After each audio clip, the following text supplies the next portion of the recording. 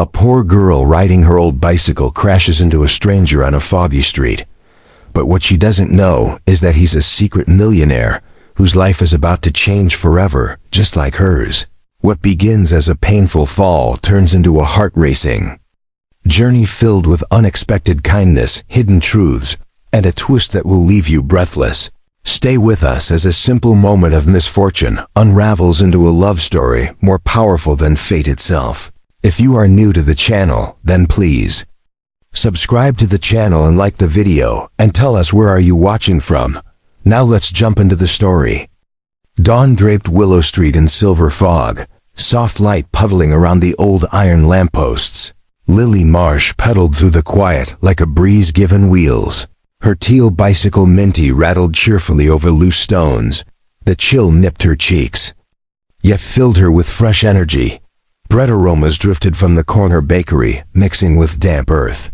Birds were only beginning to chatter from chimney ledges. Distant trolley wheels rang a faint bell. Lily imagined the sound as a tiny applause urging her forward. Everything felt gentler before the city fully woke. Lily was 28, a part-time art tutor and evening cashier who counted every coin twice. She had mended Minty with hardware, store screws and spray paint the color of sea glass. Her budget for the market sat in her pocket, written on a folded bus ticket. $7 for vegetables, 3 for eggs, 1 for a single sunflower. If fortune smiled, guilt floated beside her. Over hospital fees for her father, yet hope pedaled harder. She whispered to herself that as sunrise is free, so is kindness, so is courage. A few streets away, Jacob Hanley slipped out of a waiting sedan, ignoring the confused driver. He wore a navy jacket, simple in cut, yet clearly expensive to anyone who knew fabrics. Jacob was 31, owner of a fintech firm valued in numbers that never fitted on one screen. But this morning he craved cobblestones, not conference carpets. His phone crackled with urgent alerts about a merger he had chased for months. He tapped mute and breathed cold air that smelled of roasted beans. For 10 minutes at least he would be an ordinary passerby. As Jacob wandered toward Willow Street, memories of a boyhood fishing dock rose in his mind. Money had built him skyscraper offices, yet somehow erased the sound of gulls and lazy river chatter. Success seemed to pile walls around him, softer than stone yet just as tall. He told himself that walking among strangers might chip a brick or two. Lily coasted downhill, humming a lullaby her mother once sang. The blind corner near the antique clock shop waited ahead, but she knew its curve by heart. Fog curled along the shop fronts, turning every shape into watercolor blotches.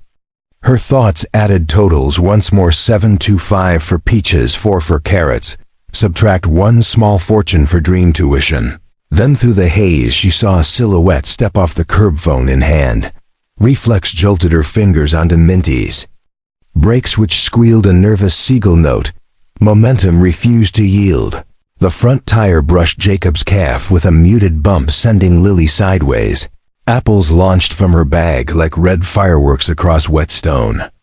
Jacob staggered but kept balance, then dropped to both knees beside her. Cars halted, riders and pedestrians froze their breaths. Lily winced at the scrape, blooming crimson on her skin, yet blurted, "I am so sorry, are you hurt?" Jacob answered with gentle urgency, "Please stay still, let me check that knee." His voice carried boardroom calm mixed with genuine alarm. Mist collected in Lily's hair like tiny diamonds as Jacob pressed a folded handkerchief against the wound. Around them morning waited in suspended stillness. People peered from bakery windows, expecting anger, yet witnessing tenderness. Jacob's hand trembled slightly while tying a quick bandage from his silk scarf, a sacrifice he made without thought. Lily noticed the scarf's subtle pattern and wondered who offers silk to strangers. She apologized again. Jacob chuckled, saying the pavement has done worse to me during marathon training, which was a lie. He had never run one, but the joke eased her nerves. Minty lay on its side, light blinking bravely. Jacob lifted the bicycle, aligned the wheel and tested the spokes, all with surprising care.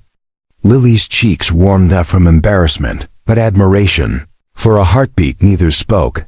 The hush carried weight like a freshly painted canvas waiting for its first color. Cars honked distantly but seemed unimportant. Jacob wondered why a stranger's scraped knee suddenly mattered more than any line on his balance sheet. Jacob pointed toward a yellow awning half a block away, promising hot coffee, antiseptic, and maybe a new apple. Lily hesitated, glancing at the vanishing market bargains. Jacob met her eyes with that steady executive confidence, yet softened by something humble. He said, "The peaches will wait. I hope you will too." After a heartbeat, she nodded, allowing him to guide Minty by the handlebars. As they walked, sunbeams pierced the fog, plaiting their shadows together on the cobblestones. Neither could know how far this accidental thread would spool, yet both felt the gentle tug of its beginning. The dawn crash on Willow Street had altered. More than a morning route, it had rerouted 2 lives toward the unknown. The brass kettle sat on the corner like a warm lantern amid the morning haze, its windows glowing amber around polished wood counters. Jacob guided Lily through the door, careful not to jar her knee. The bell above the frame tinkled soft approval. Steam from a new pot of coffee curled into the air, carrying hints of caramel syrup and roasted nuts.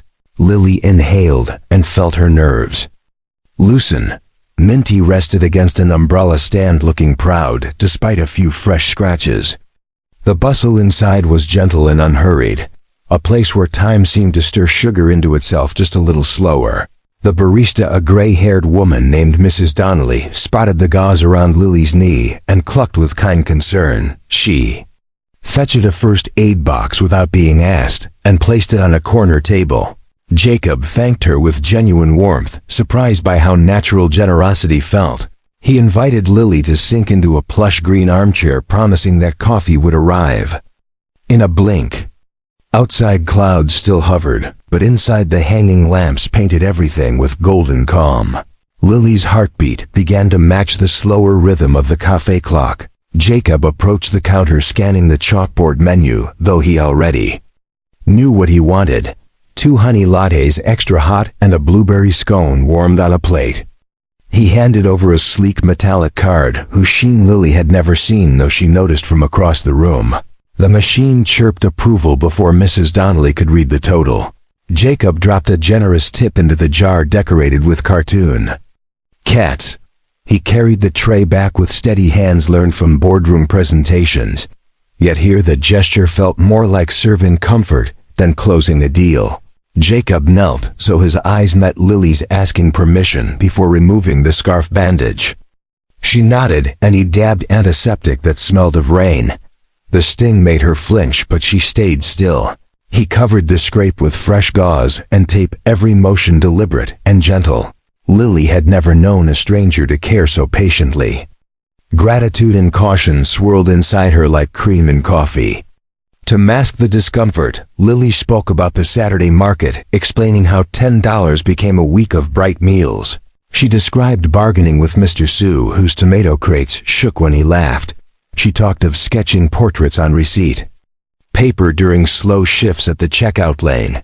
Jacob listened, elbows on his knees, coffee cooling beside him. Each humble detail painted a life where creativity bloomed through cracks in the pavement. When Lily finished, Jacob offered a quiet confession. He said he worked with numbers and software, helping companies stay organized. "It pays the bills," he added with a shrug, though the bills in question were likely skyscraper high. He did not mention investment rounds or keynote speeches abroad. He spoke instead of writing code in his childhood bedroom and the thrill of making a screen obey thought. Lily noticed his understated watch and sensed a missing piece. Curiosity fluttered, but she chose kindness over interrogation. Mrs. Donnelly strolled past and Jacob asked about phone repair shops. Lily insisted the cracked screen still worked fine. Jacob replied that clear pictures mattered, especially for an artist. After she finished the scone, he slipped outside, returning with a small box. Inside was a modest, sturdy phone. He placed it on the table, calling it a temporary loan until hers was fixed. Lily flushed and tried to refuse, yet his calm persistence won. Gratitude mingled with suspicion in her eyes. Time to settle the cafe bill. Lily rummaged for her coin purse, planning to contribute. Jacob gently waved her off, but she persisted, swiping her card. The screen flash declined and mortification rushed over her. Jacob acted fast, producing his card with a casual grin, calling the snack repayment for the Morning Street Theater. Lily exhaled, embarrassed yet thankful. Mrs. Donnelly deliberately avoided noticing and offered free refills. Kindness filled the room bigger than its walls, and for a moment, Lily allowed herself to float in it. They lingered while second cups cooled, talk drifting from favorite storybooks to distant dreams. Yet hidden questions tiptoed between their words. Lily wondered why a simple finance worker replaced phones like tissues. Jacob wondered how Lily's spirit stayed bright under relentless bills. The questions floated like unlit lanterns. Finally, Jacob glanced at his watch and offered to walk her to the market before stalls closed. Lily rose steady on her bandaged knee and agreed. Sunshine sliced through the windows as they stepped onto cobblestones side by side. Half-told truths behind them, new possibilities ahead. Mist still clung to the eaves as Lily and Jacob reached the Saturday market just before noon. Canvas stalls stretched like bright sails between closed brick storefronts. The scent of cinnamon buns floated over crates of green beans and purple eggplants. Lily moved from stall to stall with graceful purpose. Her coin purse was lighter after the cafe, but her spirit felt oddly full. Jacob followed a step behind, carrying Minty's basket and giving small waves to vendors who blinked at the unexpected pairing. When Lily greeted everyone by name, he heard her say, "Mr. Sue, how are your grandchildren? And Miss Viola, did the kittens find homes?" Jacob smiled at her gift for remembering tiny nuances that money could never buy. She inspected tomatoes by pressing each gently near the stem. She compared bunches of carrots as if selecting paintbrushes for a masterpiece. Jacob paid close attention, learning how she stretched coins into delicious dinners. At one stall, the florist handed Lily a single daffodil, saying an accident deserves sunshine. Lily tucked it behind her ear, glowing like the flower itself. Jacob saw how the world liked to give back to her, even in modest ways. Each time Lily thanked someone, her gratitude rang clear and true. Jacob thought about boardroom applause that never sounded as sincere. They paused at a booth selling secondhand books stacked like crook towers. Lily combed through the spines, hunting for art reference guides, while Jacob discovered an old novel he loved as a teenager. He bought it for $1, then quietly slid it into her basket. Lily noticed and whispered, "You spoil me," but her eyes gleamed with happiness. He answered that stories are weightless gifts. Shoppers waddled by with overflowing tote bags, reminding Jacob of spreadsheets overloaded with numbers. Lily's laughter drifted above the din like a wind chime. It dawned on Jacob that he was more relaxed here among potatoes and sun hats than inside any penthouse lounge. Their stroll ended near a fountain whose water danced in soft arcs. Lily sat on the granite edge to rest her knee while Jacob filled her reusable bottle at a public tap. Sunbeams cut through thinning clouds and lit dust motes that swirled like tiny planets. Lily studied Jacob's expression, noticing how he watched passerby families with a wistful look. She teased, "You sure you know how to have fun at a farmer's market?" Jacob chuckled, saying, "I'm learning from the best teacher." Her cheeks warmed again, though the breeze turned cool. Afternoon shadows stretched across the city when they parted. Jacob hailed a car for Lily so she would not strain her injury. She protested until he convinced her that the driver was a friend who owed him a favor. Jacob loaded Minty carefully into the trunk. Before the car pulled away, he tapped the roof gently and said, "Call me when you get home." Lily promised with a shy salute. Jacob watched her ride off, then leaned back against a lamppost, unsure why saying goodbye felt heavier than any business departure. That night, city lights sprayed glitter across cloudless skies. Lily sat in her tiny kitchen preparing lentil soup while replaying the day in her mind. Her new phone buzzed and a message from Jacob appeared. "Hope your knee is treating you kindly." Lily smiled and answered it as being bribed with soup, Bishop. The stray cat she fed once a week brushed against her ankle and meowed approval. Jacob replied with a photo of his dinner, a fancy plated entree that looked like edible art. He captioned it Presentation 10, Taste Maybe 6. Lily sent back a laughing emoji followed by a picture of her bubbling pot and wrote Taste 8, Presentation 2. The text exchange flowed until midnight chimed on her thrift shop wall clock, but neither noticed the hour. They shared silly trivia about their childhood fears. She was afraid of carnival clowns. He feared attic ladders. They swapped book recommendations. She begged him to try a watercolor tutorial. He confessed he could barely draw a stick figure. Their laughter traveled through electric lines bridging skyscraper and studio apartment. Jacob lounged on his balcony, overlooking glowing glass towers. A chilled breeze ruffled his hair while he leaned against a railing made of reinforced glass. He realized he had never messaged anyone past 11 unless it concerned stock prices. Yet with Lily words spilled like fresh water, he typed a confession. "I have not felt this comfortable in a long time." Lily answered that comfort is a team sport. Jacob reread her reply several times, marveling at its simplicity. Beneath him, traffic hummed like a distant river of metal. Behind him lay a suite filled with everything money could import. Ahead was only the soft blue rectangle of their chat. It felt more valuable than any diamond deal. Over the following days, their digital rhythm continued. Quick notes during lunch break, green apple emoji to ask about her bruise, a pen icon to remind him to sign an important document. Lily started sending sunset photos, each one framing the sky behind leaning rooftops. Jacob responded with dawn snaps. From his gym window, time difference within the same city seemed poetic. Jacob found excuses to visit the library where Lily volunteered. He donated gently used laptops to the community program, but made the staff label the gift anonymous. Lily suspected yet said nothing. She only smiled when she caught him reading aloud to a circle of children during story hour. Jacob's voice turned each page into music. One Tuesday evening, Lily's art class model canceled last minute. She texted a joke to Jacob, "Anyone want to stand still for 2 hours?" Jacob arrived 20 minutes later, wearing a plain white tee and loose jeans. Students whispered with intrigue at his calm presence. Lily guided them through shading techniques while Jacob posed clutching a wooden stool, as though bracing for an invisible wind. Laughter filled the studio when he nearly sneezed from charcoal dust. Afterward, Lily thanked him with a cheap notebook. Painted on its cover with tiny flowers, Jacob hugged it to his chest like a priceless relic. Yet beneath the sparkle, Jacob carried a secret weight.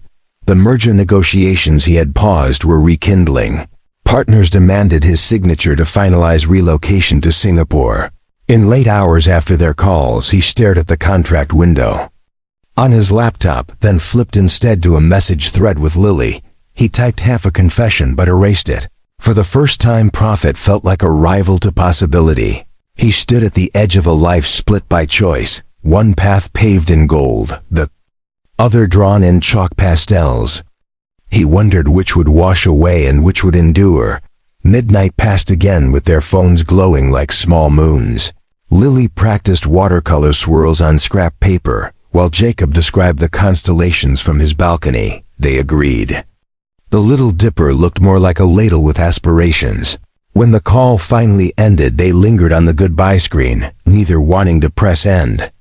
The market stroll had grown into nightly rituals knitted together by kindness and curiosity. Unknown truths waited in the shadows, but tonight only warmth remained. Jacob whispered, "Take care, dreamer." Lily whispered, "Find rest, wanderer." The night swallowed their words and saved them for dawn. Each believed the other carried light enough to navigate whatever crossroads lay ahead. The story that began with a crash now rolled forward on whispers and wishes, awaiting the moment truth would ride beside them instead of hiding behind stars. Lily stood in front of her small closet late on Friday afternoon. The invitation from Jacob still open on her phone screen. "Dinner at my place 7 sharp," his note said. She had pictured a tidy apartment, maybe a city view behind a row of herbs. Now she wondered if her best thrift shop dress and navy wrap with tiny white dots would be enough. She decided it had to be. She braided her hair, pinned the daffodil Jacob gave her last week above her ear, and whispered a promise to stay true to herself wherever this evening led.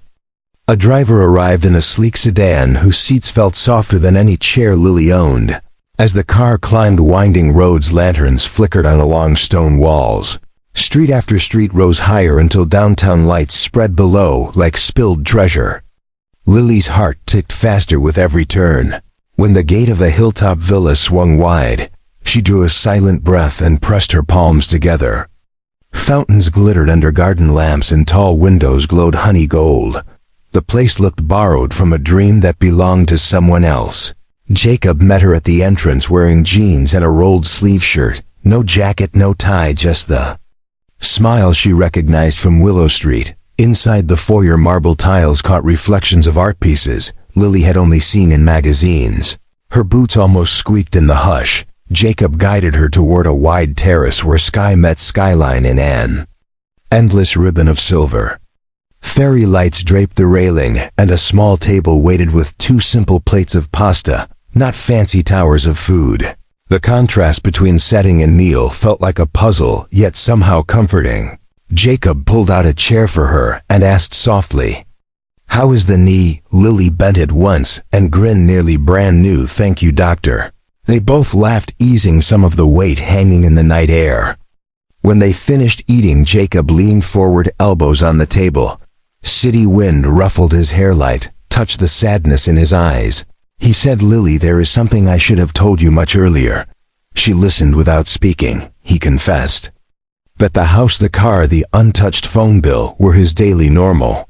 He owned a company that moved money and data faster than thought, and it had made him rich beyond childish imagination. He admitted fear that the truth might build a wall between them. Lily set her fork down and folded her hands. She felt surprise swirl with relief. In her chest she had known he lived in another financial universe. Hearing it out loud made the hidden terrain visible at last. Jacob stood and paced near the rail. He spoke of the coming merger, the one that would send him across the ocean and fold his firm into a giant entity. He explained how the deal promised more wealth, yet demanded the sacrifice of time and community. His words spilled like cards from a deck, each one showing profit on one side, emptiness on the other. Lily watched him and recalled every small kindness he had shown strangers. She realized his goodness had never been measured by what he owned. She rose and walked to him, resting a gentle hand on his sleeve. "Money is a tool," she said. "Quietly it can build a bridge or a wall. Your heart chooses how." Her voice carried no judgment, only clarity. Jacob closed his eyes for a second, feeling the fog of months lift. They talked until constellations shifted position.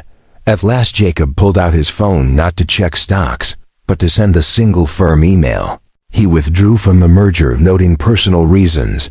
Then he drafted a second message to his board announcing the creation of a community arts fund, seeded with company profit. He asked Lily to read it before he pressed send. Her fingers trembled as she scanned the words. The fund would renovate abandoned storefronts into studios, pay young teachers, and supply free materials. The first pilot neighborhood listed was her own. Lily looked up, tears bright as dew, and nodded yes. Jacob pressed send. Around them city lights blinked as if applauding. Later that week headlines buzzed about the surprising decision. Some investors grumbled, yet many praised the bold commitment to local culture.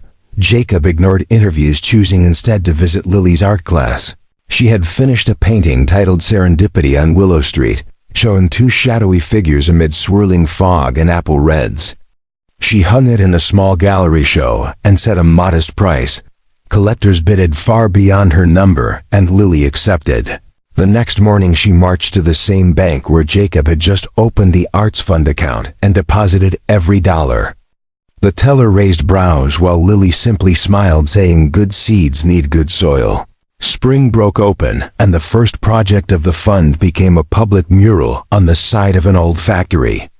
Children, teens, retirees, everyone showed up. Jacob dragged paint buckets. Lily directed sketches across brick like musical notes. At lunchtime they shared sandwiches on overturned crates. Paint splattered Jacob's once pristine sneakers, while Lily's braids streaked yellow from accidental brush swipes. Laughter ricocheted off scaffolding, wrapping every helper in bright sound.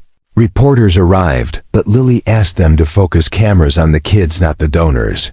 Jacob agreed, holding ladders steady as small hands filled sky shapes with cobalt and gold. The mural unveiled at sunset, a month later. It depicted a bicycle wheel entwined with circuit lines, growing into a giant sunflower, whose petals touched holographic clouds. The crowd cheered when city lights flickered on, making the colors glow. Jacob and Lily stood side by side, faces streaked with paint and wonder. Jacob whispered, "Thank you for crashing into me." Lily nudged his shoulder, saying, "Thank you for slowing down enough to fall." The words melted into the hum of evening traffic. No formal pledge, no diamond ring, just two souls choosing to walk the same street. Money trailing behind them like a polite shadow. Ahead stretched blank walls ready for fresh color. The night brimmed with possibility, and they stepped forward hand in hand, letting the city witness what happens when chance meets choice and kindness writes the final line.